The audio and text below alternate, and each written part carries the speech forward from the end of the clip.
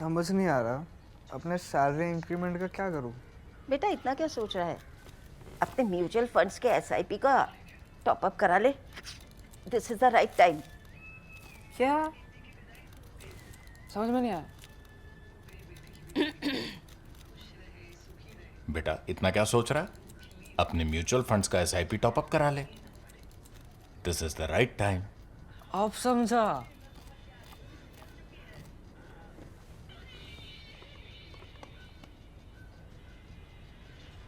Mutual fund investments are subject to market risks.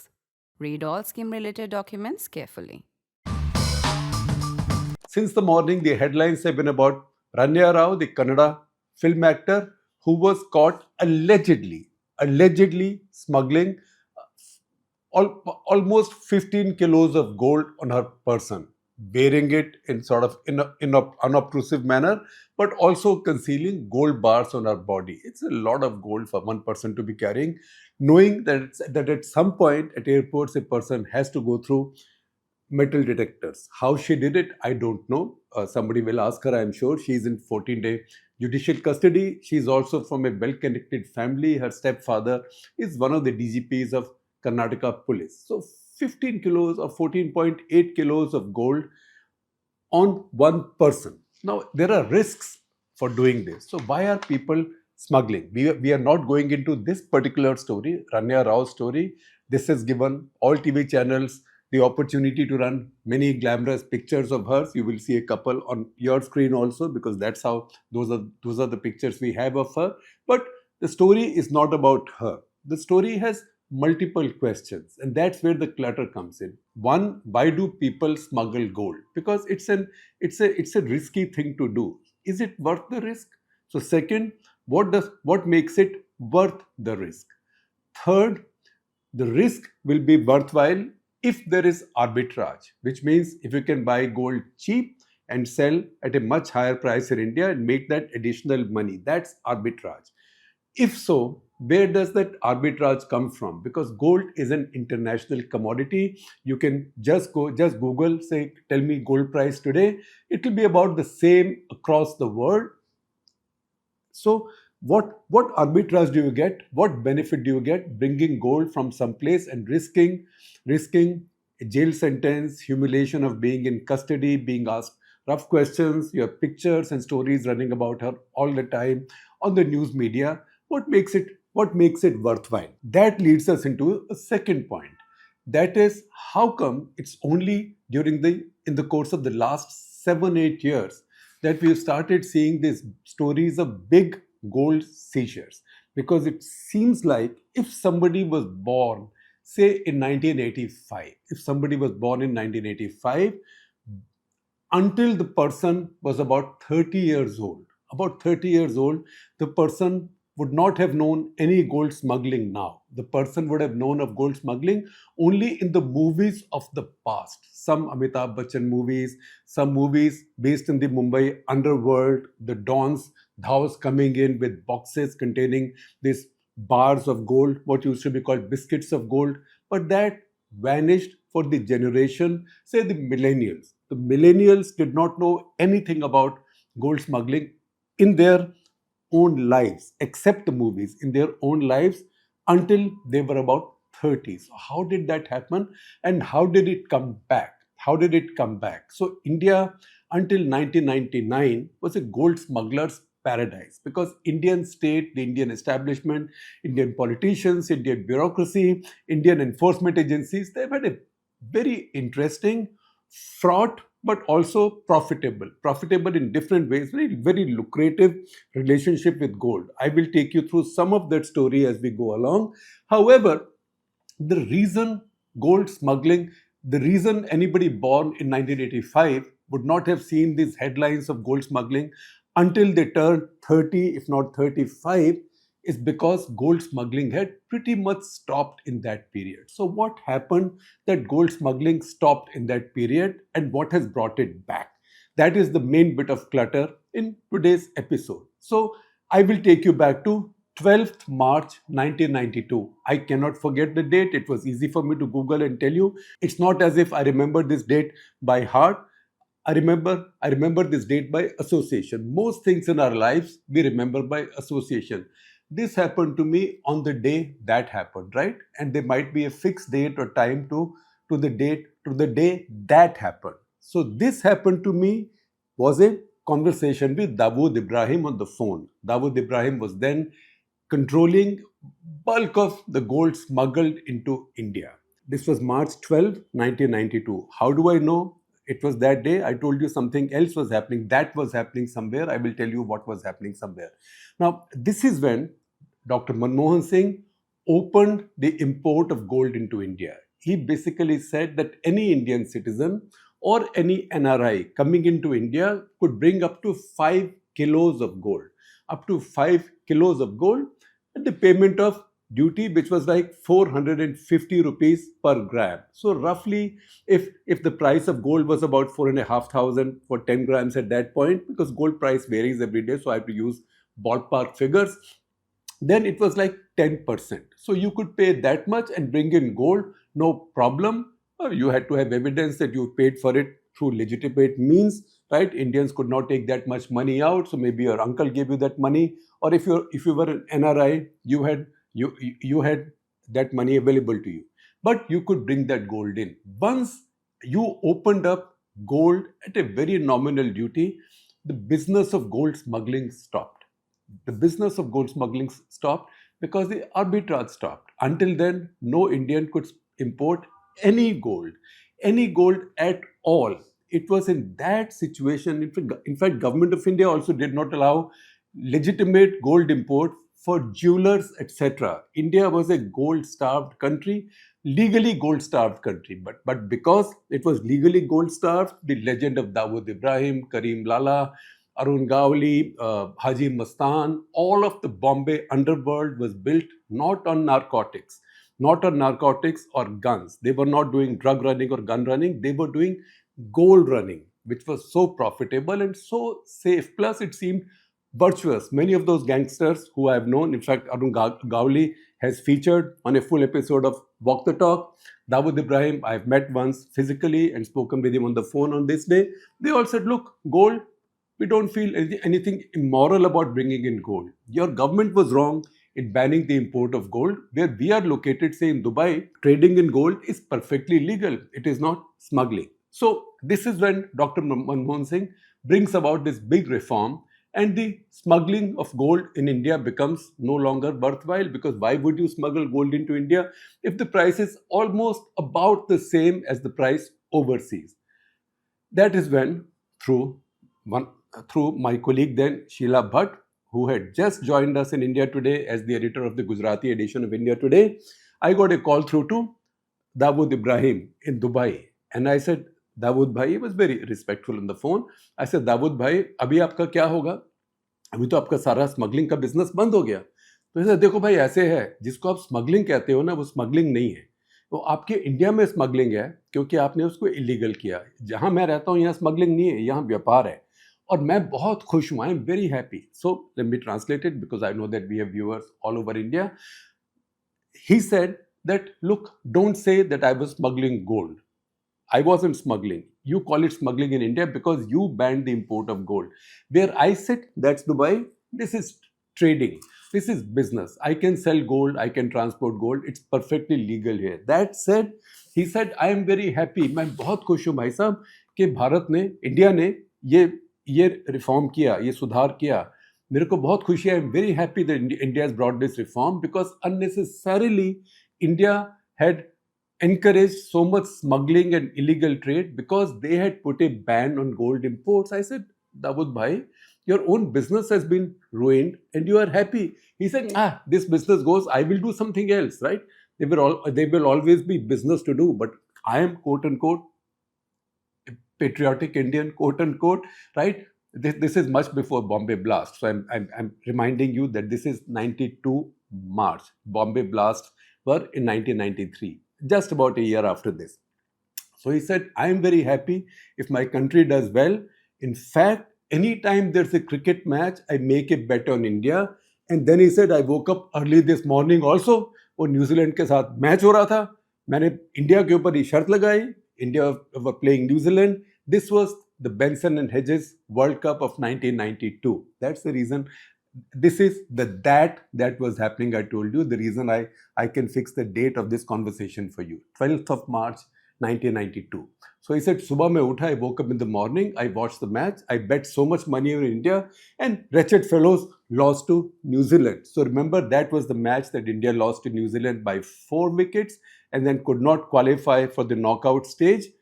Sachin, I think, scored some 80 odd. But again, one of those batters we always struggle to get out, like Kumara Sangakkara, Steve Smith, Travis Head. They used to be the New Zealander called Mark Greatbatch. So he got a bunch of runs. India lost. That's the World Cup that Pakistan went on to win. So he said, I woke up in the morning to watch the match. I was backing India. I bet money on India and I lost it. So this was a little bit of a sideways excursion. That said, the substantive fact is that reform ended gold smuggling in India. Then, as years passed after that, Government of India kept on reducing customs duty on gold until it became duty-free. It became duty-free. Once it's duty-free, why would anybody smuggle gold? I will take you back. Maybe, I'm sure most of you are too young to know this, but ask your parents how tough it was when you traveled overseas. If a woman was carrying, for example, 2 chains on her body, gold chains, you had to declare that to customs. On the way back, customs officers who checked your stuff also had scales to check how much gold are you bringing in. There was a time when even to possess more than 100 grams of gold on your body was almost criminal. One thing Government of India can do well is humiliate its citizens. It can make them feel cheap, all of them like thieves and smugglers. That's why Indians traveling overseas were searched. They always were made to feel guilty. I bought a little bit of this little bit of that. Customs officers will be sitting with scales for women to take off their jewelry and weigh how much you had taken out, because that was entered on your passport. I have my old passports which have entries for my camera, for a little tape recorder, for a little radio, my typewriter, anything, a later laptop, etc. as well. So Indian state always viewed the citizen with suspicion, and this assault on gold or gold economy was very much a part of that. Now all of that changed. However, what happened after that was that this carried on for quite some time until 2012. The great statist in Pranab Mukherjee came in as finance minister. Now, since Dr. Manmohan Singh onwards, Manmohan Singh, Yashwant Sinha, Jaswant Singh, then Manmohan Singh as Prime Minister, in between Chidambaram, all of them were reformist finance ministers.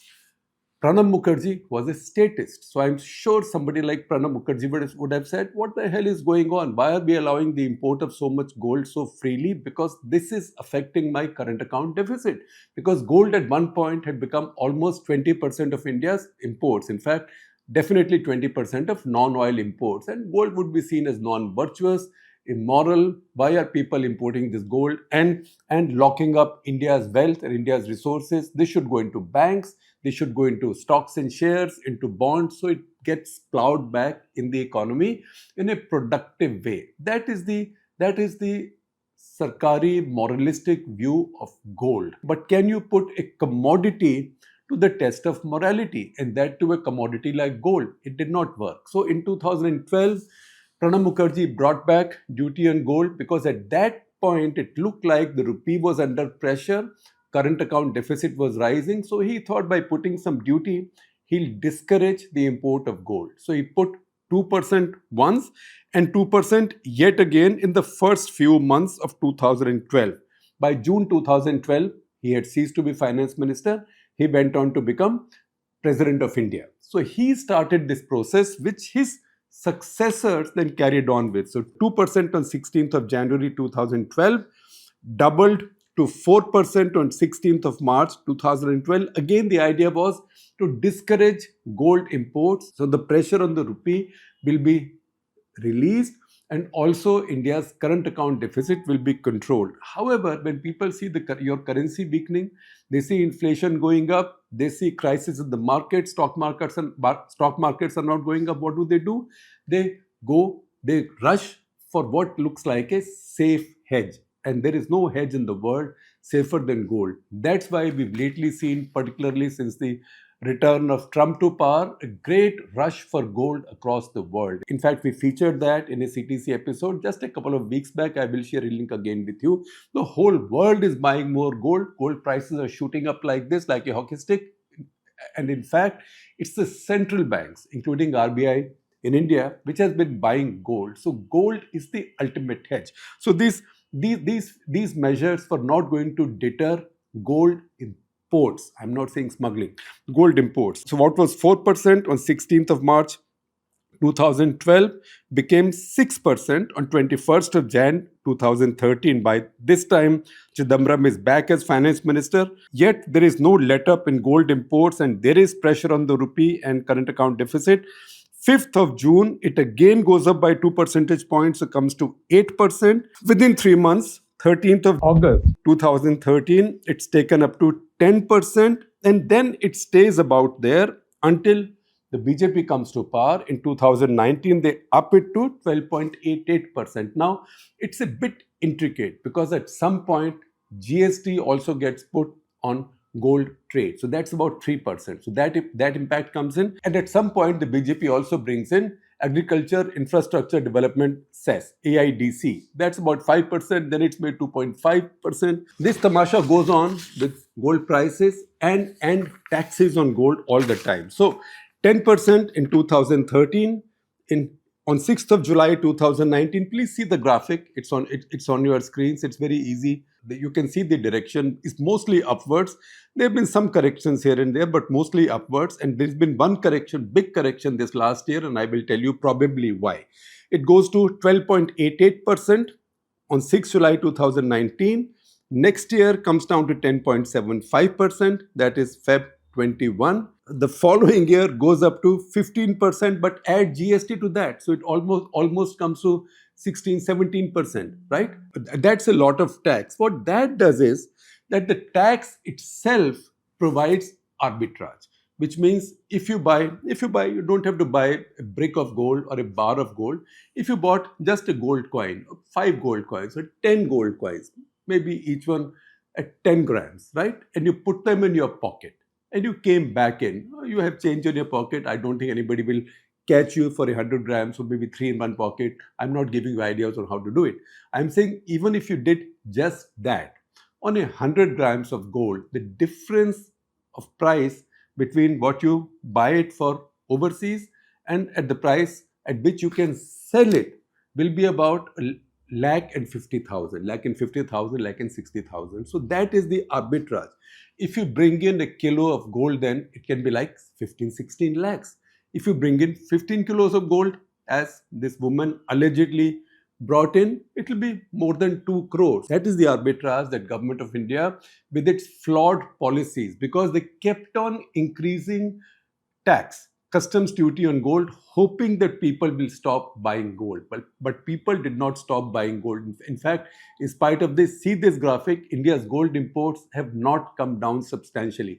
They fluctuated here and there. In fact, as we speak, at this point, India imported, for the last recorded year, India imported 802 tons of gold, 802 tons of gold worth $59 billion or 5.15 trillion rupees. That's more than 10% of all of India's imports. If you take out oil, it'll get close to 20% or thereabouts of all of India's imports. So Indians buy gold, they never stop buying gold. And these taxes, the more you've increased taxes, the more the gap or the headroom or the arbitrage for smugglers has gone up. There is, however, a second thing that makes smuggling lucrative. One is just this 15, 16, 17%, and you might say, is it really worth it? But the fact is, gold is not that difficult to smuggle, right? Because even a little bit can pay for your ticket, can pay for your vacation, whatever. But the other thing is that when you buy gold in quantities which are smuggled, right? At that scale, then that payment can be in Havala. So gold keeps the Havala business going. The reason Dawood Ibrahim and the others in the underworld became so wealthy and so powerful is because gold smuggling was tied with Havala. Havala means, say a politician does something for Mr. X. Mr. X says you are owed 50 crores, but I can't give you 50 crores because we will hide 50 crores and suppose you get raided. So I will give it to somebody who will bring gold, who will then sell gold. The payment for that will also be made overseas. So that's why you find sometimes that particularly corrupt politicians, when they die, some other people who were seen close to them suddenly become very wealthy. That's because most politicians have their wealth on the IOU basis with various people, and a lot of that is done through Havala. So Havala and gold smuggling has a clear nexus. So value of a crore of rupees, which is in cash, which is transferred through Havala, is much less compared to a crore of rupees from your tax paid money, right? You will pay 43-44% tax and then are left with a crore of rupees. So the value of that crore is very high, but value of a crore in a wheelbarrow is much less because you haven't paid any tax on that. So Havala business is intrinsic to the gold business. So anybody who buys 15 kilos of gold from anywhere to bring it to India is not paying by cash, credit card, bank transfer, nothing. It's all Havala, and now the crypto business also gets into it. So that is how gold smuggling also becomes intrinsic to criminalization in many different ways. So currency smuggling, gold smuggling, and then it goes into other criminality. And that's the reason you find that a lot of the gold smuggling into India over the last 5, 6, 7 years has been through Myanmar. Myanmar, gold comes from China, comes from Hong Kong. Myanmar, northeast borders are porous. There are insurgent groups going from here to there. Tribal communities have the right to free movement, and that's how this gold smuggling also finances a lot of the insurgent activity. That said, if you see this chart again, I'm bringing back this chart of India's gold taxes, you will say, oh, so finally kisi ko akal aa gayi. Finally somebody saw sense, and this last year Modi government reduced duty on gold from 15% to 6%. It's a very good thing, and I won't be surprised this year if they reduce it to 0, which I hope they do, and I will tell you why. In 2015, Modi government launched, they were still new in the government, they launched what has turned out to be a not very smart scheme. They launched sovereign gold bonds. And again, the idea was, and this is something that's been tried twice earlier, in 1999 and I think 2008 or thereabouts. It's been tried twice earlier, that give people something else, Indian people something else. So they think that they've bought gold, but they haven't really bought gold. They haven't imported gold. So in this case, the idea was, so in the past, gold bonds were issued. You could deposit your gold with the government and get value in return for that will be reckoned in your bonds on which you will get interest, etc. Now the government issued sovereign gold bonds. So the money you pay the government to buy these bonds will virtually buy gold at the price of that day, right? And then you will sit with these bonds. Government will pay you 2.5% interest every year, tax free on gold. Who does it? Who does it? Who does such a thing? 2.5% every year, tax free, and then after 8 years, when the gold bonds mature, they will give you the money which is the equivalent of the value of the gold which was bought with your bonds on the day when the bonds mature, right? So if the bonds were bought by you in 2015, they mature say 8 years later, 2013, then you will get your money refunded at the price in 2013. So government made a calculation, and see the story by TCA Sharad Raghavan. It's a very interesting story which gives you the details. You will see a screenshot. I'm also sharing a link with you. Government probably thought that, look, I'm paying 2.5% here. Gold usually remains stable. It will go by 2% in 8 years, 3% in 8 years. When I borrow money, I as in the government, I borrow money on my sovereign bonds, usual bonds, gilts, government bonds. Then interest rates go up to 8%, 7.5%, 8%.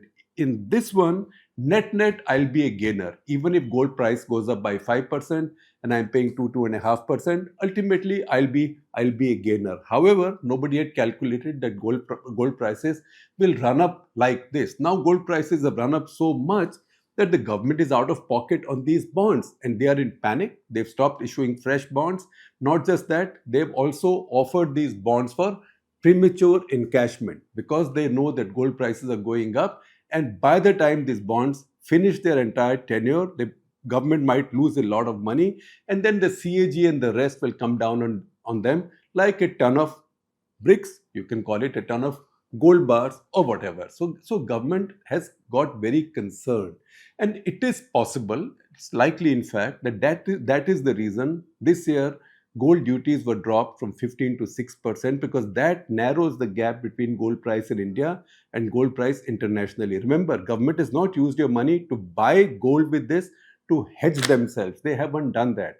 They've just worked on faith, and after all, they are the sovereign. They can print money, right? That bet has gone wrong. So it has come down from 15 to 6%. I will not be surprised if they further drop it to 0 or thereabouts, so that once again the gold price in India becomes even lower than it is right now. I hope they do that. That will be a good idea.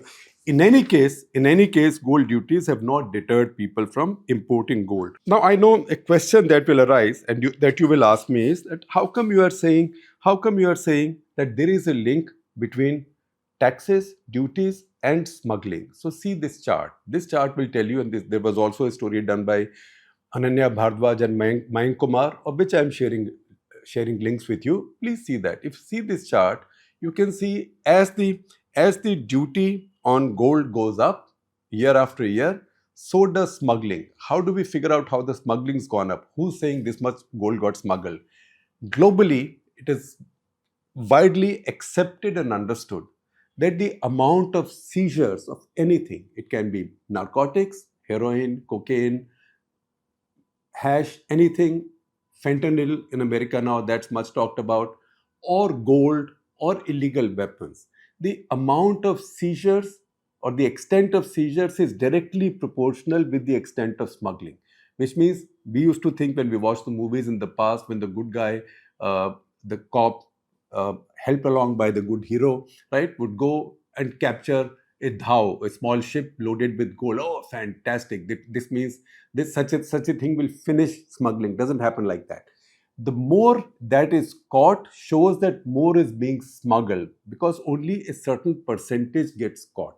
So you look at the figure of the amount seized will indicate how big the smuggling is. So 2015-16, by which time you have 10% duty, 2976, 2,976 kilograms, 17-18 it's a bit lower, 2,236 kilograms. This is the smuggled gold seized. 18-19, by this time duty has gone up. See that chart of the duties, as duties going up, 2,946 kilos. 2017 is in fact when 3% GST was put on 10% duty. 2019, the tax had come to 12.5%. 2,668 kilos were seized in the year 2019-91. So, as I would say, dard badhta gaya jiu dawa ki. The more you gave the medicine, the more you increase the dosage of the medicine, the worse the pain became. That's exactly what's happened with gold. In the COVID year, there was a dip, but still 2,154 kilos came in. Remember COVID year 2020, there were almost no flights. So how did this come in? Because smugglers and shifted to the ground. That's when a lot of the smuggled gold came in from Myanmar and probably from Bangladesh as well. And who knows, from across the border with China as well. You might think instinctively, oh, that border is so remote, so difficult, also so closely watched by the army. How is such a thing possible? So stay on with me. I will tell you a story about that. In 2021-22, it was back to 2,383 kilos. Although that was again a year of COVID lockdowns, duty was now reduced from 12.5% to 7.5%. But in 2022, government again took the duty back to 12.5%. And what happened to your gold seizures? 3,502 kilograms of seizures. All-time high. Those were the seizures. Higher the seizures, higher the smuggling. That's a straight line relationship.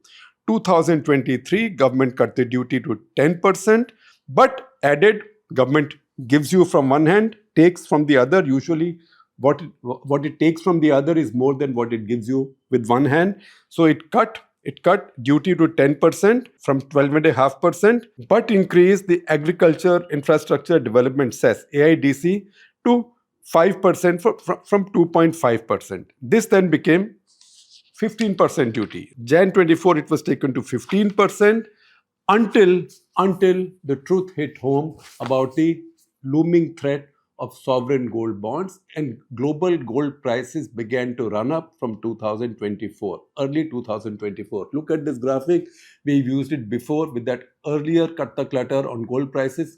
See how gold prices have gone up over the past year, and that is what panicked the government, and these duties came down to 6%. Now, the surprising thing is that in spite of that, this bit of smuggling has taken place or allegedly taken place in Bengaluru, in Karnataka.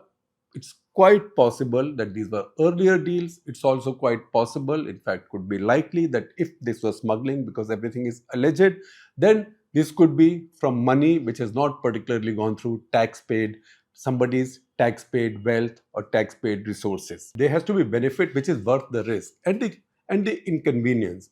You've seen people bringing gold in capsules, powdered gold in capsules in their rectums. You remember that story at Kannur Airport in Kerala, Surabhi Khatun, the Air India Express stewardess who was caught with allegedly 960 grams of gold in capsules in her rectum. Also, one of her accomplices was arrested, alleged accomplices, Sabir Ali, who used to work in the UAE consulate, and it looked like the allegation is that he was getting some gold smuggled in through the diplomatic pouch. In that case, the Principal Secretary of Kerala Chief Minister was also charged. Besides this, gold has been smuggled now in pen refills, sanitary pads, diapers, melted and molded in suitcase wheels, right?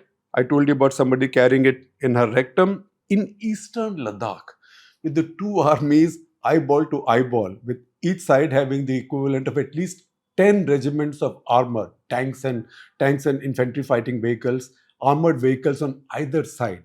In that situation, defying all of that, people were caught bringing in 108 kilos of gold, right? This is in a region where the minimum altitude will be something like 16,000 feet. If you're at 16,000 feet, you'll say, oh, I can breathe. I'm at a moderate altitude, because most of the rest is 18,000 feet. There people were caught bringing in 108 kilos of gold worth 82 crores last year, just last year, with the two armies lined up there. And so probably they took this long land route through China. Maybe they started in Hong Kong, I don't know.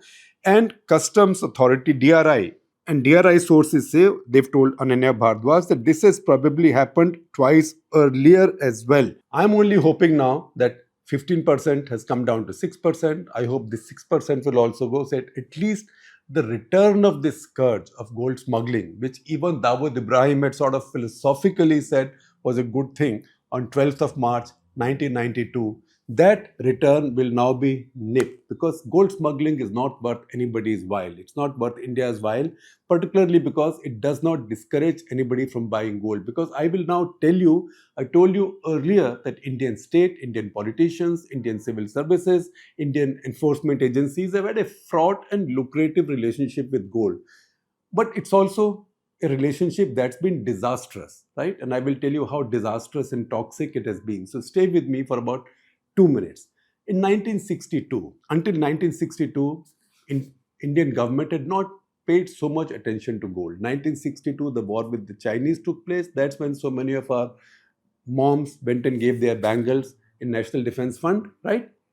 It was in that period that there was a sense that the rich were pulling out their money. Rich were pulling out their money and resources, converting it into gold, because that was a hedge, right? So that is when Government of India, Morarji Desai, for the first time, they brought in Gold Control Act. So Gold Control Act, what did it do? It told the banks to recall all gold loans. So people had pawned their gold to take loans. Banks were told to recall all that, give people their gold back. So you could not trade your gold for anything. idea was to make gold a dead investment. So people will not buy gold. Again, the intention was to discourage people from buying gold. Forward trading in gold was also banned. This is 1962. 1963, see how desperate this government gets, because governments think they can do anything because they have the executive and legislative power. Baap ka Raj hai, my baap sarkar. 1963, Government of India said, still Nehru government, that there is a ban on production of any gold jewelry above 14 carats. Right? 14 carats is like the kind of jewelry that you buy at many branded shops overseas. You cannot extract much gold out of it. So 14 carat. Who would buy 14 carat jewelry? So an underground market had already started to develop. But they put a blanket ban all across India on making any jewelry that was more than 14 carats. 1965, Government of India came up with another quote-unquote brilliant idea, about as brilliant as sovereign gold bonds now. They floated gold bonds that you could bring in your gold, right, get value for it, and you will not be charged any tax and will not be asked where you got this gold from. So this became a tax immunity scheme. This failed, did not work. Then in 1968, Morarji Desai as finance minister, he brought in the Gold Control Act. It was such a draconian law. People say that bank nationalization was one of the most draconian steps in Indira Gandhi's socialist era. Probably the most draconian law was passed before a socialist era began, because her socialist era only begins after she splits the Congress party in 1969. This is 1968, Morarji Desai. So he brings in the Gold Control Act, which bars any Indian citizen from holding any gold in bars and coin, and orders that any Indian who has any gold in bars and coins has to immediately have it converted into jewelry, right? So I've got half a kilo of gold which I inherited from my whatever. So I'm going to the jeweler. I will go to the jeweler के boss, इसकी 15-20 chain बना दे. किसके लिए चाहिए? अपनी भैंस को पहनानी है, right? So people did stuff like that. So if I had 2 kilos of gold, I got 2 kilos of gold molded into 2 chains, which a human being will not wear, maybe a buffalo would, right? So that tamasha took place, but people didn't give their gold back to the government, nor did they stop buying gold. Goldsmiths under this law were barred. They were barred from having anything more than 100 grams of gold in their shops. And goldsmiths were raided left, right, and center. Even a licensed dealer of gold and gold jewelry could not keep more than 2 kilos, and that 2 kilos also would be determined, that upper limit of 2 kilos will also be determined depending on the number of artisans he employed. This, in fact, really destroyed the wealth and businesses of a particular caste, which has traditionally practiced jewelry business, the Sunar caste in India. Again, the idea was Indians will stop consuming gold. No such thing happened. What happened was, all that happened was that gold kept on coming into India, except now all of this was smuggled gold. All of this was smuggled gold. Then finally India got into such a mess in 1991, we know, when India had a balance of payments crisis, India had to take out 40 tons of gold and pledge it overseas so India would not suffer a default. It wasn't sold. It was pledged and taken back later. But this is when Government of India began to get some sense. 1990, VP Singh was still Prime Minister on 6th of June 1990, when it was quite clear that India had dug itself into a humongous, awful hole with the Gold Control Act of 1968, that VP Singh's government repealed this act. Madhu Dandavate was then the finance minister, the old socialist. I've heard him say myself at an investors conference at that point that, I'm not against FDI. If FDI comes in, I will not complain, I will accept it, but I will not go around asking for FDI. That kind of finance minister, that kind of socialist, also abolished the Gold Control Act of 1968.